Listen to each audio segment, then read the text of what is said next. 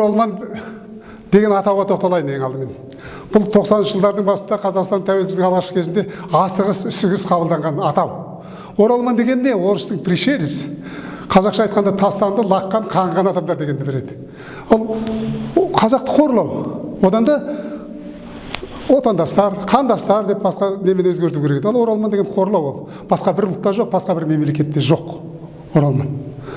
Оралман емес, оны отандастар деп атау керек. Қазір мына көші-қон туралы заңның өзі шикілі пісілі, асқыс жасалып отырған заң. Әлі де қазақтың мүддесі толық онда қозғалып отырған жоқ. Ол заң қазаққа жан ашитын заң емес, шала-шарпы дүниеге келейін деп отырған заң. Әйтпесе, осы күнге дейін ширек ғасыр болды Қазақстан тәуелсіздігі 25 жыл. Әлі қазақтың мәселесі шешілген жоқ. Әлі қазақтың жағдайы жасалған жоқ. Келімсектер, кірмелерге жасалып жатыр. Қазақ әлі өз жерінде өгей баланың күйін кешуде. Әйтпесе, немене осы ширек ғасырдың ішінде шеттегі 5 миллион қазақтың жартысын кіргізіп алуға болатын еді ғой? Ол жоқ. 1 миллион қазақ кірді. Бұл не деген сұмдық?